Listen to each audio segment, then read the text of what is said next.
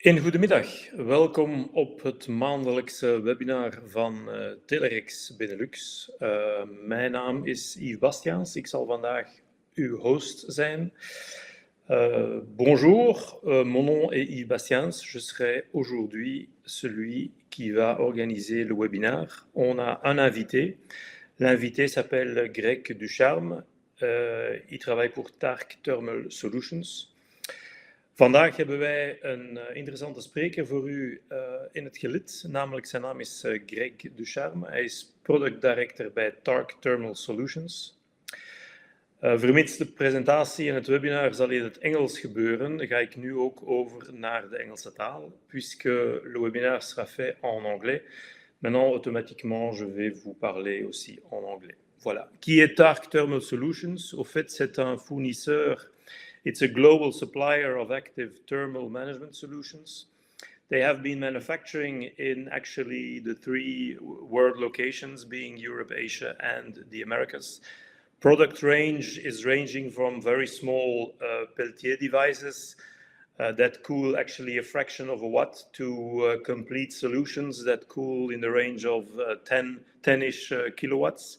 Their main core business is within the analytical, the telecom industry and the medical industry, but recently they've also been growing in the automotive and in the data center market. Let me introduce to you Greg. Greg Ducharme is Product Director for TARC Thermal Solutions. He's managing the liquid cooling system products. This includes not only water exchange systems, but also oil heater exchange systems and refrigeration-based products such as chillers. He's been working for TARC approximately 10 years, but his full career has been more or less involved in thermal management systems, mainly in medical, analytical, and industrial markets. And he is located in the US, near Boston, actually, which is northeast in the US. Okay, so maybe some practicals. I will give the floor to Greg in approximately 1 minute. He will present to you a content presentation, a technical content presentation of approximately half an hour. After that, there is time for a Q&A session. But if you have some questions during the webinar or you really want to type in your questions while Greg is presenting, that is possible. There is a chat version or a Q&A version on the webinar software. So feel free to type in your question. I will collect these during the presentation, and at the end, during the Q&A session, I will revisit those one by one and ask the question to Greg. Suppose you want to share this webinar with some colleagues and you found it extremely interesting. That is, of course, possible. The webinar is recorded, so either you yourself, you can revisit it, or you can share it with colleagues within your office. Okay, Greg, the floor is yours. Okay, thank you, Yves. Yeah, just to start off, a little background on the name TARC Thermal Solutions. When you registered for this webinar, you may have seen that it was Laird Thermal Systems. Just to give some clarity to the rebranding that was done over the course of the last couple of years by TARC. The trade name Laird was owned by one of the divisions that was bought by DuPont. So there was an expiration on that trade name of Laird, and this is the reason why we are now known as TARC Thermal Solutions. So that's the name you'll see throughout this this presentation. As Yves had mentioned, this will be about a 30-minute presentation with time for questions at the end. Be covering over the course of this what some of the critical needs are for selecting cooling systems. We're going to specifically be looking at chillers in this webinar. Also talk about some of the F-gas regulatory changes that are currently in process. This has been a big topic within the market over the last couple of years, and will probably be even more talked about in the course of the next year as we approach the deadline for that begins at the beginning of 2027. So when we look at cooling systems in general, in the left-hand side of this slide, you see a couple of items that are in green. When we think about what the chiller is doing, it's providing cooling water or fluid out to the customer's application or a piece of instrument that has a heat exchanger inside it. And so that heat exchanger has been designed to operate on to remove heat at a given flow rate and a given temperature. And so this is what makes the heat exchanger within the instrument function. So when it comes to selecting a chiller, these are really the primary cares that customers are interested in, is being able to deliver that fluid at the right flow rate and the right temperature. Temperatures typically in these applications are usually in the 10 to 30 degrees C range. I would say 90% of them are at 20 degrees C. Temperature stability depends on the application, but anywhere from 1/10 of a degree C to 1 degree C. It's become more, I guess I would say, typical to be able to control to 1/10 of a degree C across all markets. This is as really doesn't impact the technical solution a whole lot. So even if it's not necessary, it tends to be a standard feature within the product. The flow rates that we talked about, Eve had mentioned up to about 10 kilowatts of cooling. Flow rate tends to be proportional to the heat load that's being generated or the cooling capacity of the system. If I were to give a rule of thumb, I would say it would be about 4 liters per minute per kilowatt. So in a small system, 1 kilowatt cooling system, you'd see a 4 liter per minute, and up to a 5 kilowatt system would be maybe into the high teens or approaching 20 liters per minute. So these are the critical items. Beyond the actual thermal requirements, what are customers interested in? Ease of use. This goes without saying, I would say. Customers are not buying the cooling system just to operate the cooling system. So it's being paired with an instrument. Maybe it's a instrument that's analyzing a chemical, or it's providing cooling to an X-ray or a piece of medical equipment.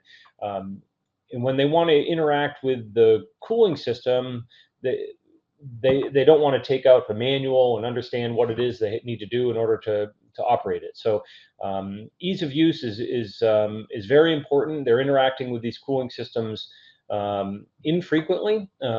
So being able to understand how to operate the equipment without having to reference a manual is important. Reliability. This is obviously the product needs to function. I would say typical expectancy for cooling systems is 10 years of life with proper maintenance. So these pieces of equipment are similar to a refrigerator at home. They have compressors and fans and heat exchangers, and along with a control circuit. And so when we buy refrigerators for our home, we expect, I would say, more than 10 years. So it's the same type of equipment, same type of technology. Noise is also important. So quiet operation. A lot of these cooling systems are being installed in labs or in a medical application. It might be near a patient. So being able to operate quietly is important.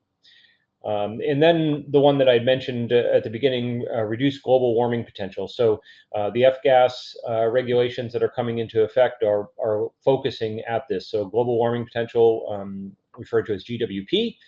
So refrigerants over the years have had values in the thousands in terms of global warming potential. And when we talk about global warming potential, it's a reference to tons of CO2. So CO2 having a global warming potential of 1. When we talk about refrigerants from 10, 15 years ago that were 4,000, they're obviously having a significant impact on the environment.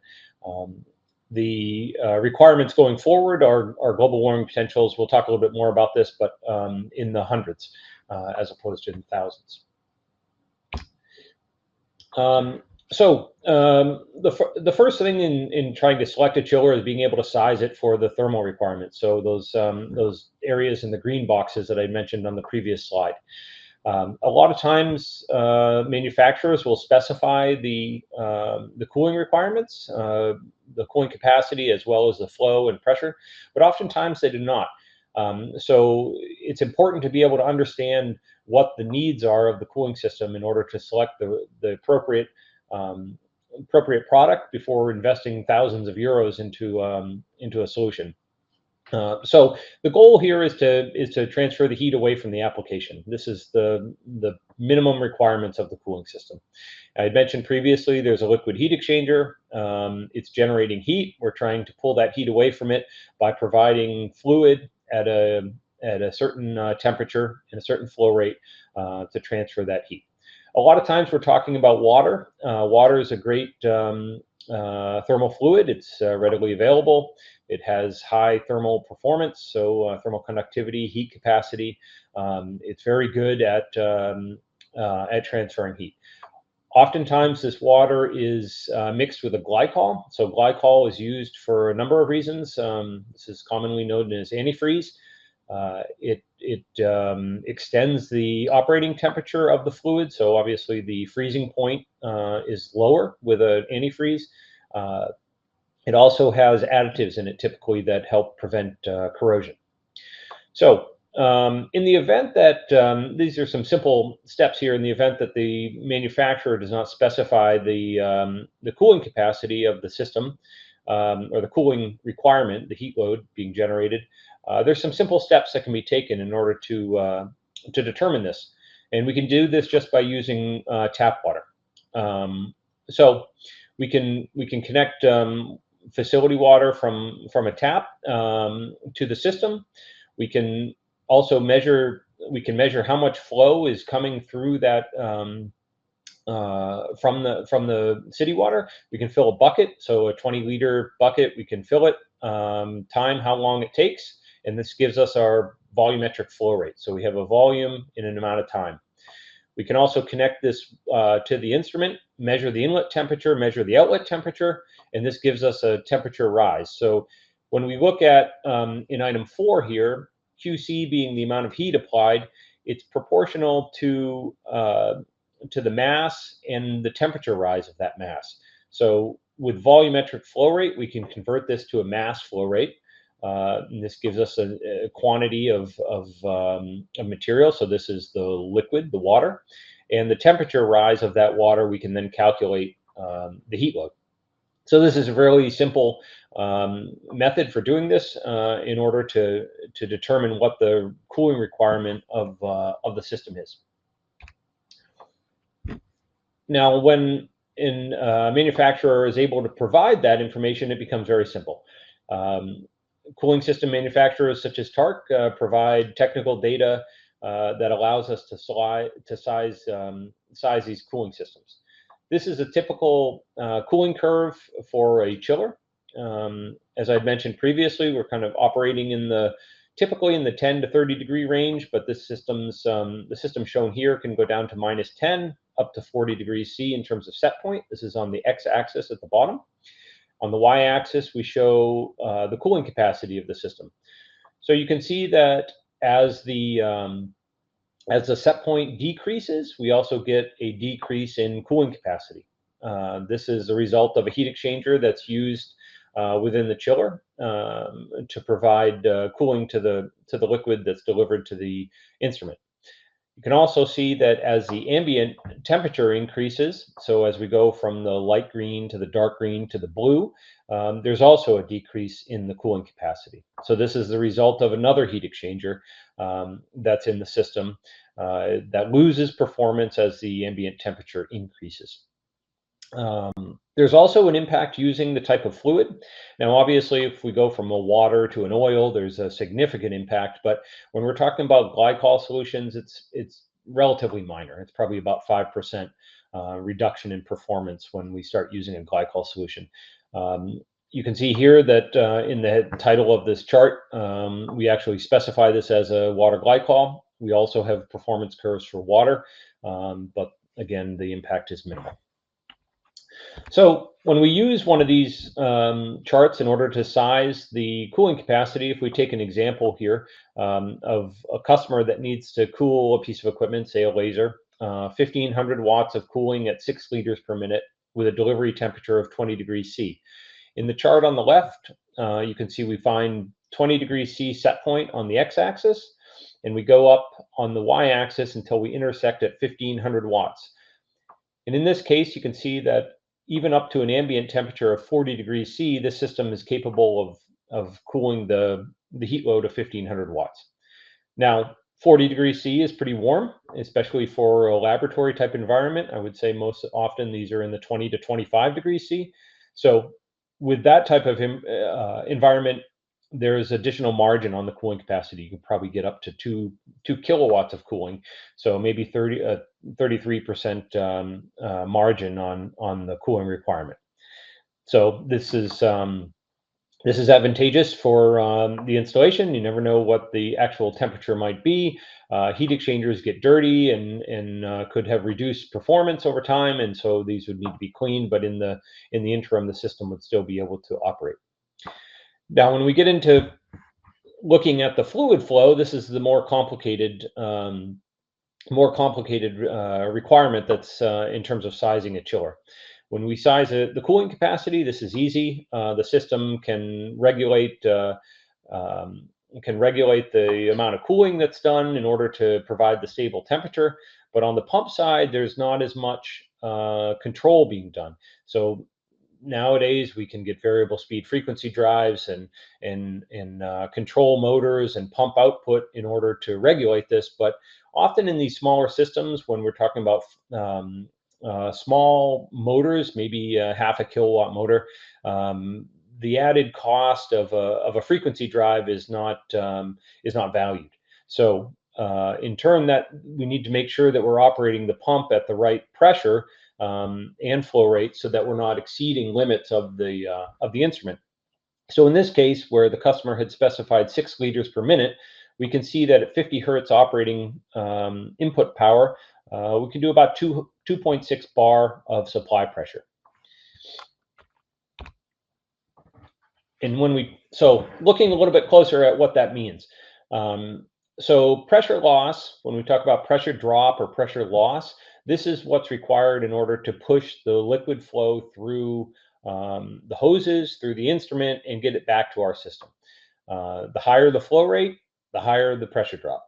And you can see this here with the blue line. So this is actually a squared relationship. So when we double the flow, we actually have an increase of 4 times the pressure. So if we look down here around 2.5, when we see this is maybe about, I don't know, 0.4, 0.5. When we double the flow up to 5, we've gone from, well, actually this is part 0.25 at 2.5.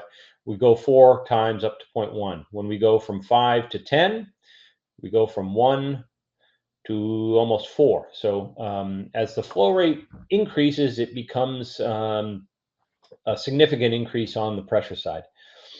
Now, on the other hand, with the operating the flow curve of the pump, this is just like a fan. So for those of you that are familiar with fans, a pump is a fan that's just moving water instead of air. This is an inverse relationship. So as the flow increases, the available pressure from the pump decreases. So this is directly related to the hydraulic power required in order to move the liquid, right? So this is a product of the flow and pressure. So if it was proportional, then as the flow increased and pressure increased, we'd have infinite hydraulic power. So the point at which these two intersect, so you can see the blue lines with either the orange or the green line, these are the operating points. So in this case here, with this hypothetical pressure loss system, we see that this is going to operate somewhere around 8 liters per minute, maybe 2.2, 2.3 bar. So there's a number of things that affect pressure loss within a system. The first is elevation change, right? So when we talk about head of fluid, this is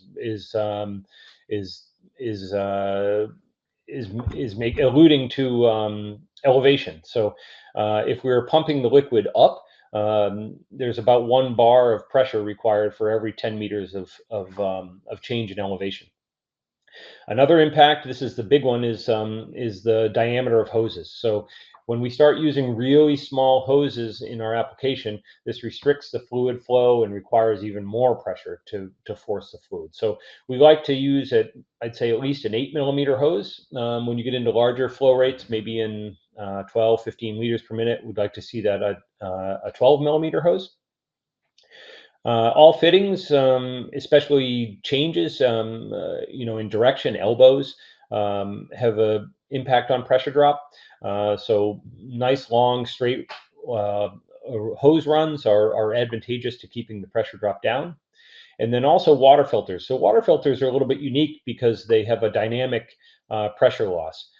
They're not like a fitting or a hose that stays static the whole time. As the water filter does its job and cleans the fluid and takes particulates out of it, that pressure drop will rise. So we need to keep an eye on those when we're using filters in our systems. So there are some kits that we offer that help customers control the flow and pressure. As I'd mentioned, this has the pump is operating at single points, so we want to be able to control that.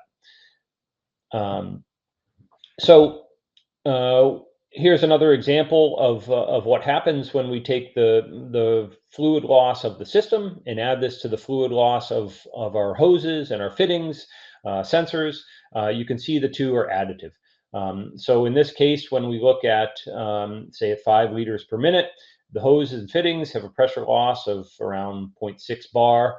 Our laser had a pressure drop at 5, around 3.1. We add the two together, we're upwards of 4 bar. So it's an additive, just like in electrical resistance.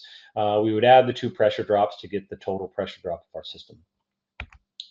So when we want to try to be able to control this flow, there's a couple of ways we can do this. We can use an inline valve. So if in this example here, we see with the total pressure drop at about 4 liters per minute, we're just under 3 bar, maybe 2.9 bar. And if we wanted to be able to control that pressure so that the customer maybe has a requirement where it's a maximum of 2 bar, we can put this valve in line. And as we close this valve, it will reduce the pressure and the flow that's going out to the application. And so what that does is it increases the pressure here at A. So we would be able to increase the overall pressure drop of the system. This would reduce because we'd be adding in the resistance of the valve. We'd be able to reduce the operating point along the curve. We'd have a pressure drop across the valve of approximately 1 bar. Customer would get a total of 3 liters per minute, and they would see 2 bar at their application. So there's a very clear effect on what happens when we open and close the valve. Closing the valve is going to increase the pressure at A, decrease the pressure at B, and have an overall decrease on the flow across the application. Opening the valve has the exact opposite. So it decreases A, increases B, and increases the overall flow. Now, so this high pressure is this is similar to having a faucet at home, right? As you close that faucet in your sink, you get reduced flow, you get higher pressure behind, lower pressure in front of the faucet. So we can also do this with a parallel circuit though. And so so this here shows the same type of valve, but in a parallel circuit with the laser. This does a couple of things. This reduces the overall operating pressure of the pump, as well as reducing the flow to the application. So when we do this, both the valve and the laser will operate at the same pressure. So here, instead of adding them vertically, we're going to be adding them horizontally. So we still get a pressure drop curve of the bypass line. We get a pressure drop curve of the laser, and then we get the total pressure loss, when we add them, because they're going to be operating at the same pressure right here. So we see that this system here is the laser has about 2.5, 3 liters per minute at 2 bar. The bypass line has about 6 liters per minute at 2 bar, and we get a total of 9 liters per minute again at 2 bar. So this is the equivalent, again, as if you think of about a home application. This would be when there's someone taking a shower and then they open the sink faucet. This is on a fixed pressure system. You might see a reduction in the overall flow of the two. So here I show another similar little table that talks about the effects of opening and closing the valve. Clearly, as you close this valve fully, you would get full flow, higher pressure out to the application. But as you open this a little bit, we get flow that begins to bypass this. We decrease flow to the application, and as a result, we also decrease the pressure of the system. So moving away from the technical side and some of the regulations that are now in play in the market, this slide's got a lot of information on it. I think you'll be able to download the presentation, or you can look at it after. I'll just hit some of the highlights of this point. The European Union is, their F-gas regulation is aiming at doing a complete phase down of hydrocarbons out till 2050. You can see on the chart on the right, we're using these days a reference of 2023 in terms of the allowed hydrocarbons placed on the market. So we can see here it's somewhere around this number 80.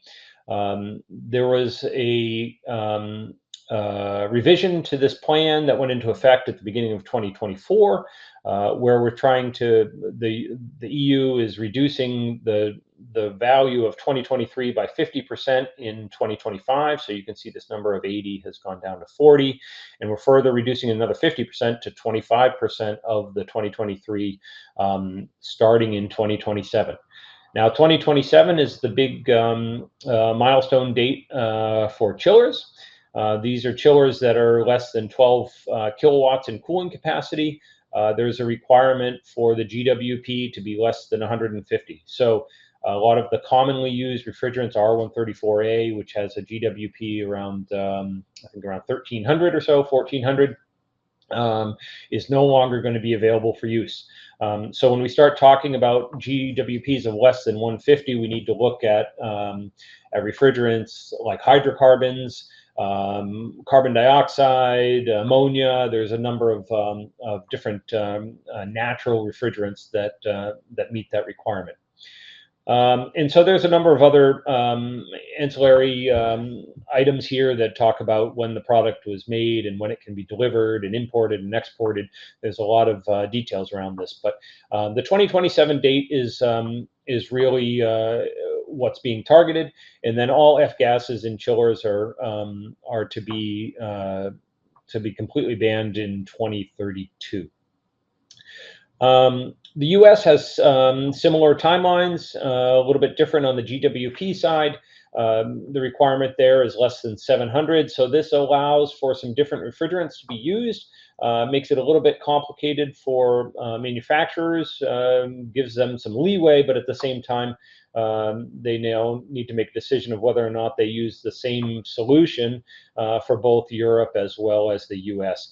And you can see on the right-hand side here, chiller, Canada has similar requirements for that went into play in 2025 for less than 750. So a lot of this is being driven by the EU, as you'd imagine, but the requirements are very complicated. There's a lot of different categories that are covered in terms of cooling systems. We're just talking about chillers here, but when you look at some of the other equipment that's out there, they're all covered by different standards in terms of from a safety standpoint and transportation. We talk about air conditioners, dehumidifiers, ice cream machines.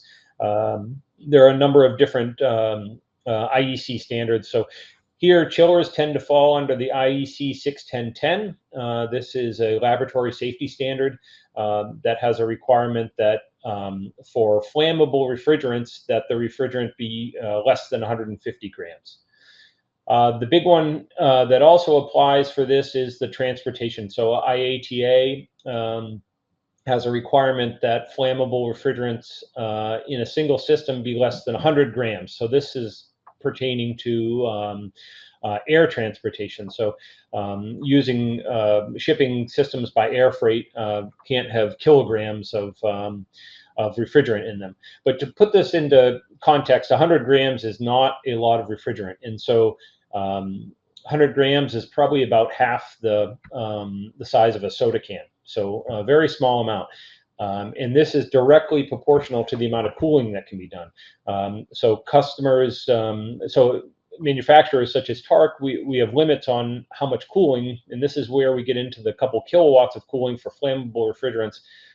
This is the limitation that prevents us from making systems that are much larger without having complications of either sea freight of the unit or having to charge the systems on site.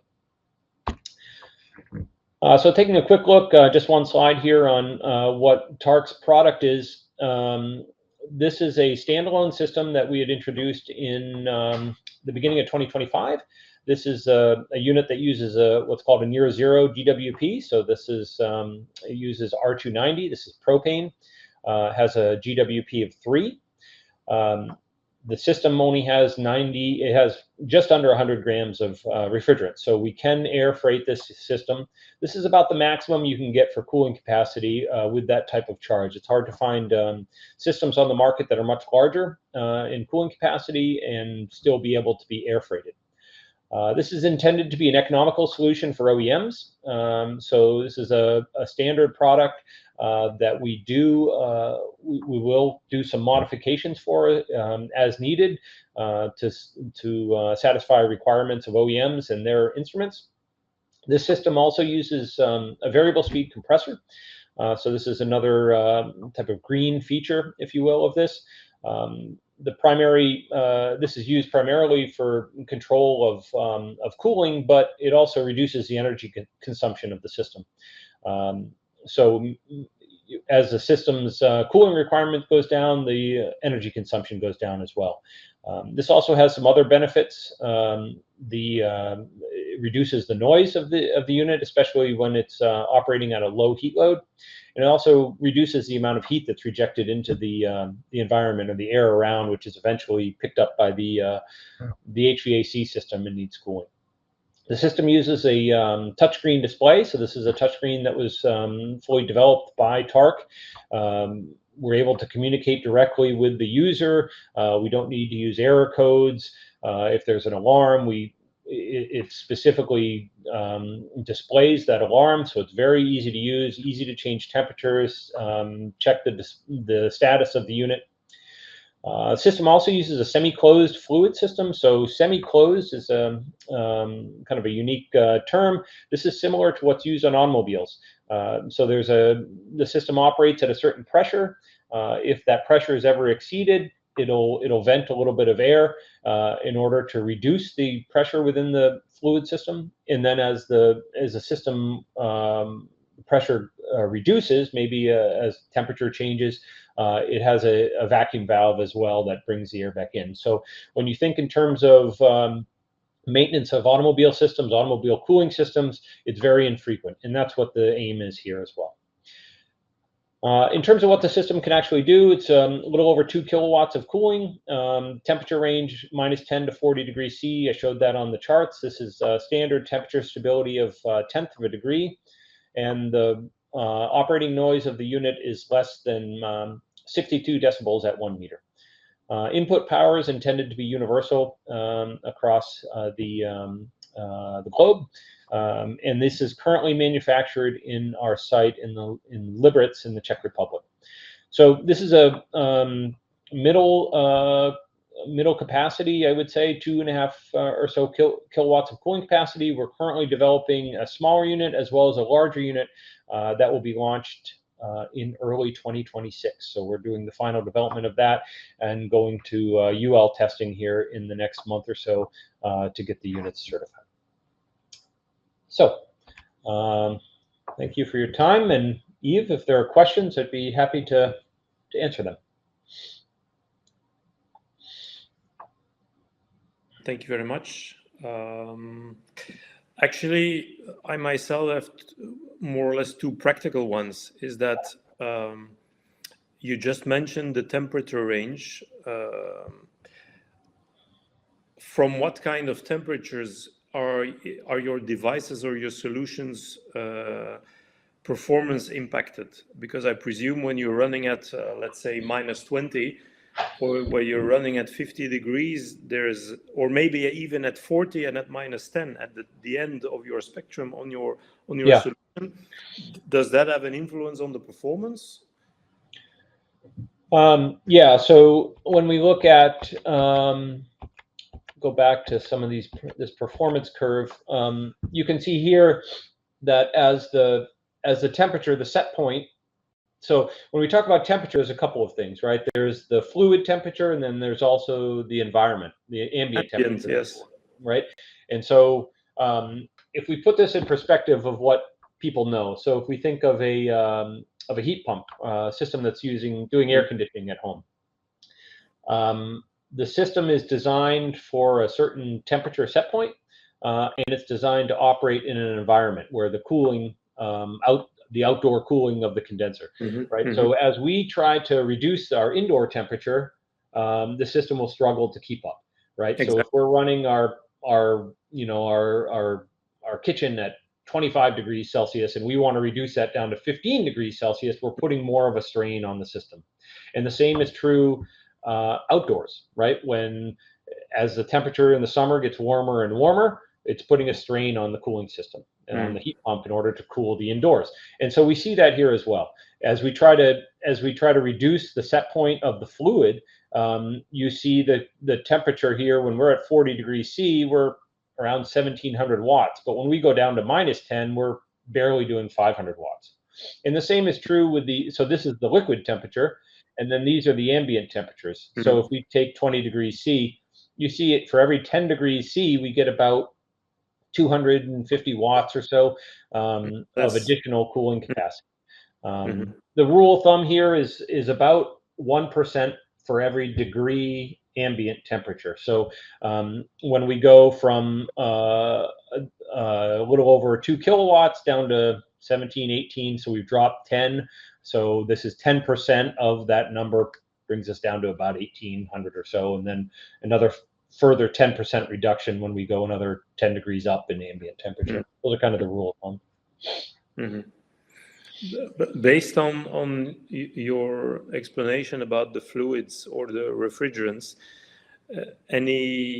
apart from the environment, any suggestions or reflections from your side on versus some other media like CO2 or water, or water mixed with, or Yeah, good question. Very good question. So CO2 is challenging. I'll speak to that one because I think it's commonly thought of as a very environmentally friendly solution, and yeah, should be easy to use. CO2 is unique because of its so when we talk about refrigerants, we talk about critical points.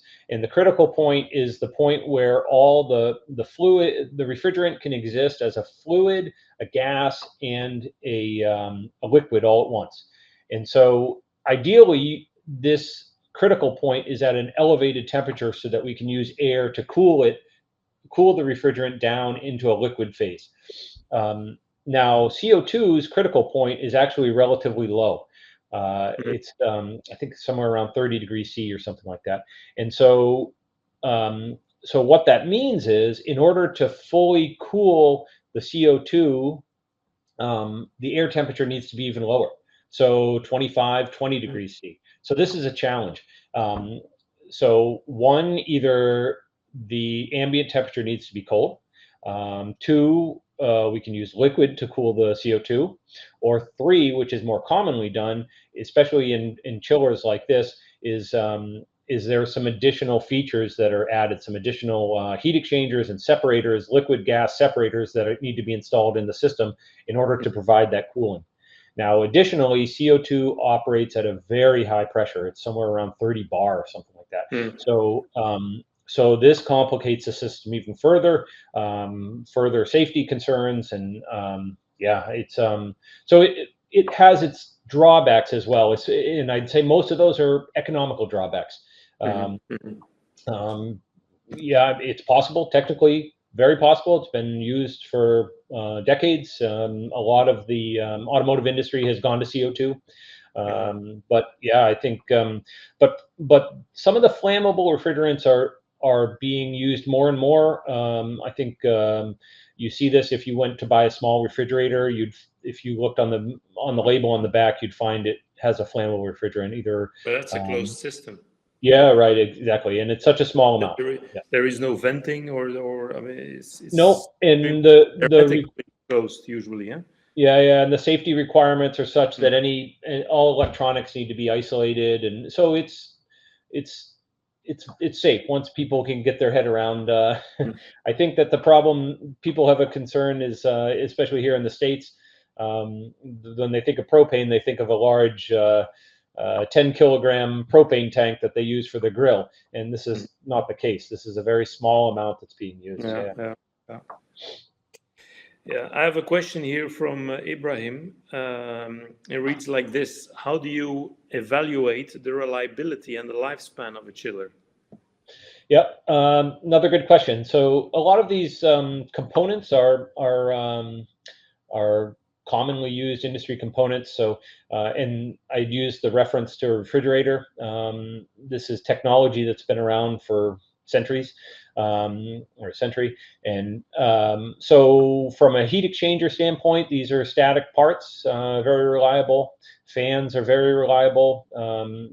You can easily get 10 plus years out of those. The compressors, again, proven technologies. They're just making adaptations for the type of refrigerant.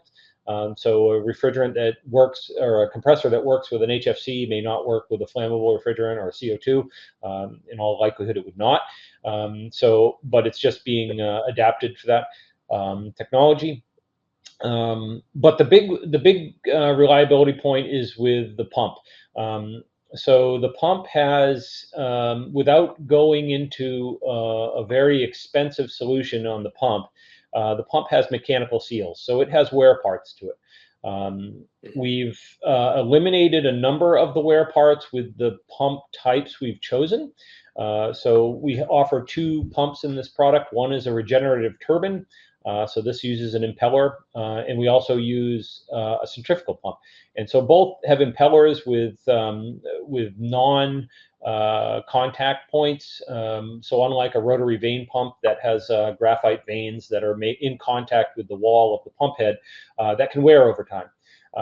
So we've eliminated all the wear parts internal to the pump, and the mechanical seal, assuming the fluid is maintained, can last for easily over 5 years, I would say. And so that becomes a replacement part.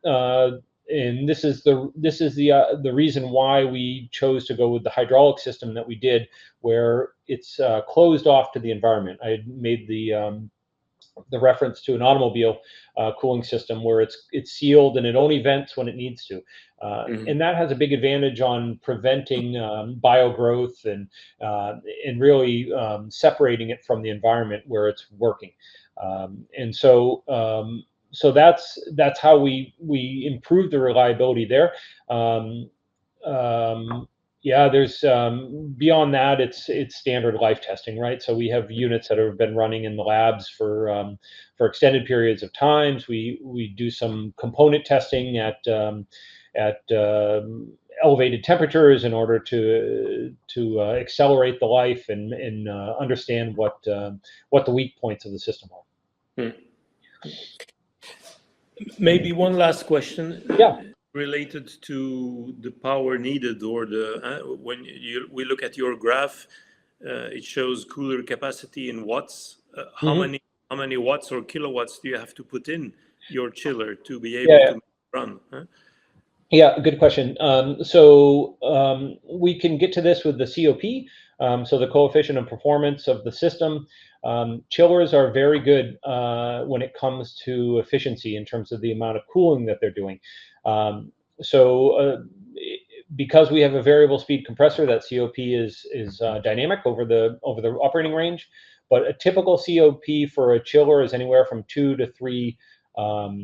2 to 3. So when we talk about removing, so this is the ratio of cooling to input power. So when we're doing 2 kilowatts of cooling, we need to put in a kilowatt of power in order to do that.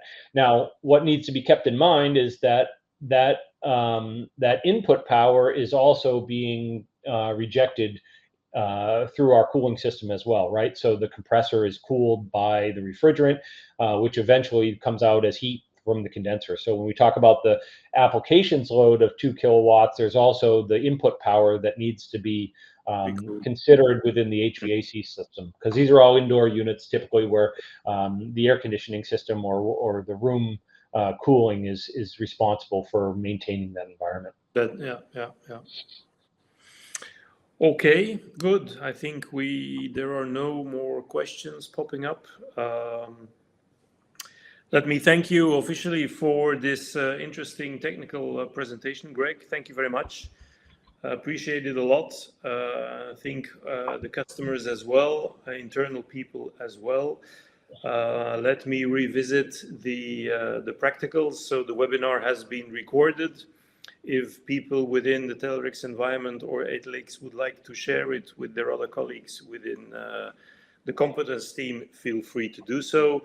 I suggest that the ones who were subscribed in this webinar are being sent with the link and the recording of the webinar so they can revisit it later or also share it with their customers and their colleagues. Okay, good.